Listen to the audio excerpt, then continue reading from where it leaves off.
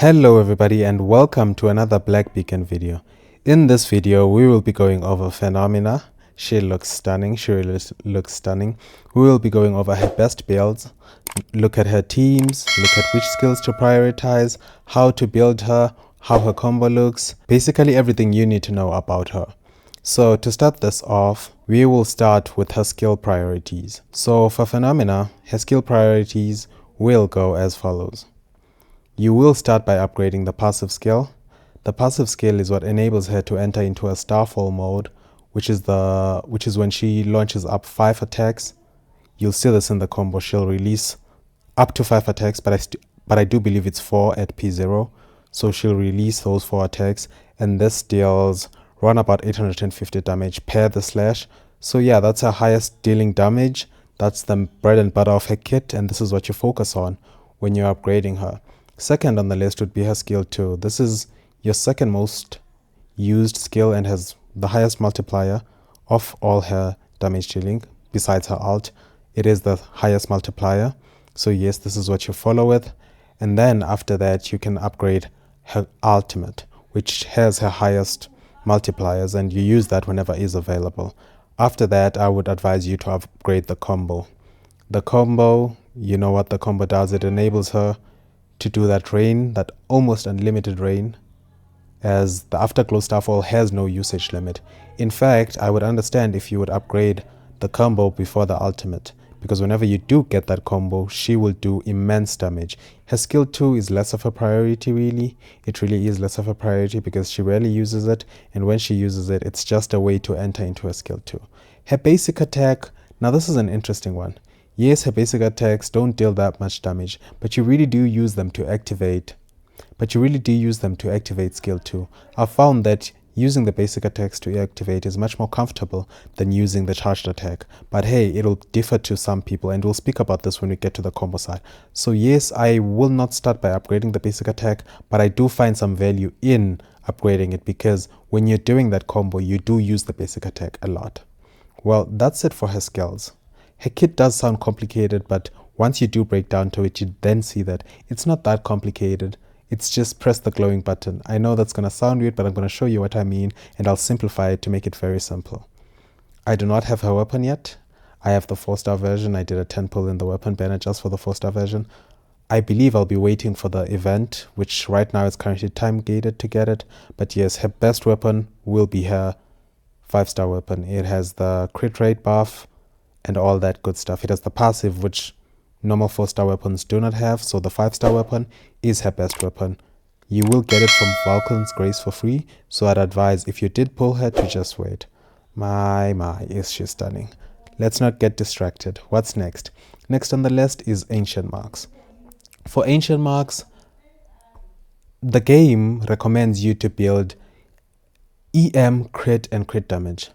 Now, the reason I'm not building EM, crit, and crit damage is she's not an anomaly damage dealer.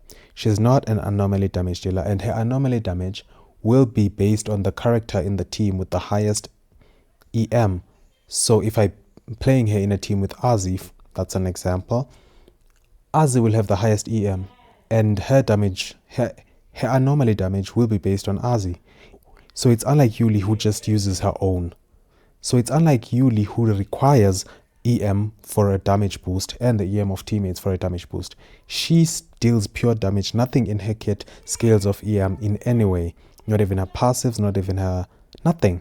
So I do not understand why the game is recommending this.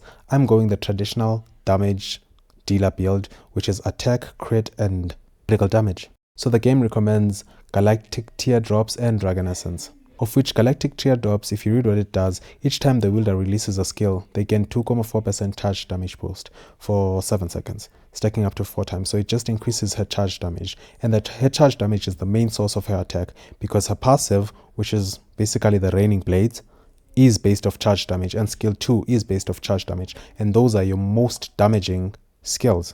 Even the combo, she's raining down charge damage. So those are the 3 skills you should be focusing on, and that's what you should be building her for. So even when looking at Dragon Essence, which is one of the things that the game recommends, Dragon Essence grants a 5% increase in charge damage boost, and that's her main source of damage. And as you can see, I've focused on attack, crit, and critical rate.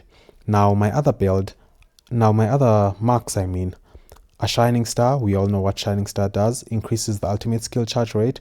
I want her to ult more. I saw the big number in that multiplier. She better ult more. And Jade Crane, which is the ultimate damage boost. When she ults, I want her to hit harder. And then the 3 is just basically a 3. If you have a different shaped 3, you can change that to make it suit the... Okay, so I can show you that. But this is the general layout that you'll have. But then if you have a different shaped 3, you just have to rotate this a bit. And then you can get the 3 there. It's really up to you which 3 you have and how you want to basically make this set.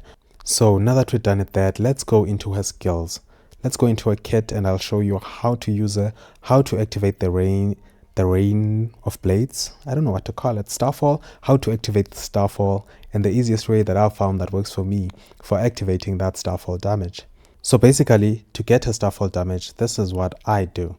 This is the combo that I'm using. There's 2 ways to do it. You can activate the charged attack to get skill 1 glowing, or you can use 4 basic attacks. You could hold the charged attack like that. That'll bring skill 2 into a glow, as you can see here. We'll wait a bit until it stops glowing. Or you could press on the basic attack 4 times and then skill 1 will glow, which is 1, 2, 3, 4, and then it glows, as you can see there. So that's the start of your combo. You will choose which one best suits you, but for me it is the basic attack. So after skill 1 glows, there'll be a number at the bottom indicating how many times you can use skill 2. Basically the main goal is to accumulate that bar figure at the bottom, right above the vigor. That's what I'm trying to accumulate. But I use basic attacks. So basic attacks until skill 1 glows. Skill 1 is glowing. I then have 3 uses. And then I go skill 1 and then skill 1. Okay, I'm not explaining much, but I'll explain it. I'm not explaining much, I see. I can't explain because it's fast paced. But yes, so I'll be playing the slow mode. Okay, I'll be playing the slowed down version of what just happened whilst I explain this. So I'm just going to explain without seeing it. So I normal attack, as you can see, until this gold thing glows. As you can see, this thing is gold. Then I press on it until skill 2 is activated. As you can see, skill 2 has now been activated. After I press on skill 2, skill 1 will then be reactivated again. I then press on skill 1 again until skill 2 is reactivated. After my second press of skill 2, then I press on skill 1, which will then activate skill 2. So if it were to be a combo, it would be 4 basic attacks into skill 1, 2 or 3 times until skill 2 is activated, then skill 2 until skill 1 is activated, then skill 1 until skill 2 is activated again, and then skill 2. You will then press on skill 1 until skill 2 is activated for the Starfall damage. It sounds long, but it actually happens really fast when you're actually doing it. Do not attack strength with weakness.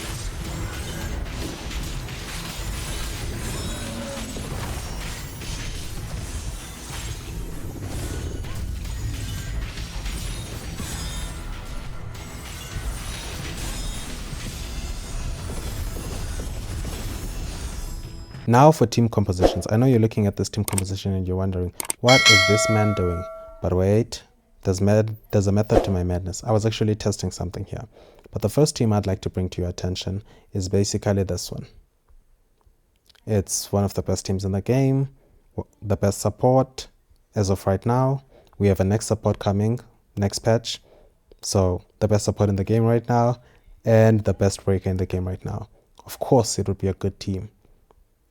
Jixia is a really great breaker, ours is a really great support, and our damage dealer.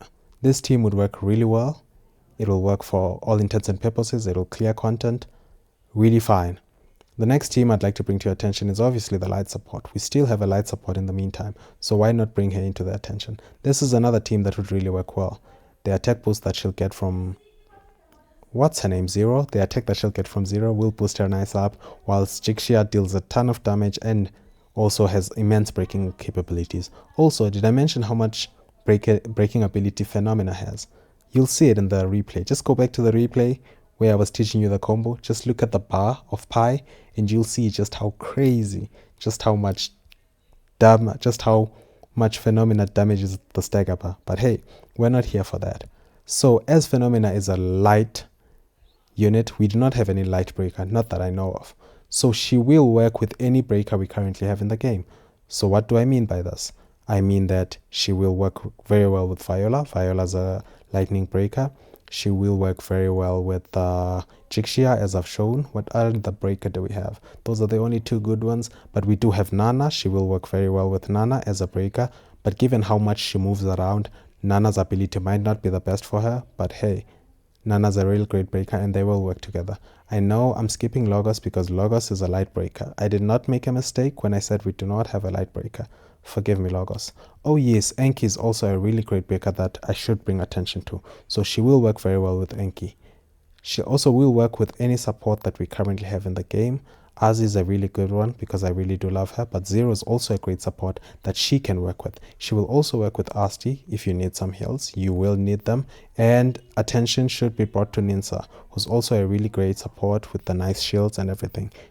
So yes, those are the teams that you can use her with. She's really versatile in the teams that she can use, and she isn't really blocked by breakers. For an example, where you want to use Ching, but you want to use Jixia as well, and you feel like, okay, no, that's not the best team. As we don't have a really groundbreaking light breaker, she can work with the breakers that we have just fine. So yes, that's all you need to know about Phenomena, and really, she is phenomenal. I'll see you in the next run. Don't forget to like, comment, subscribe,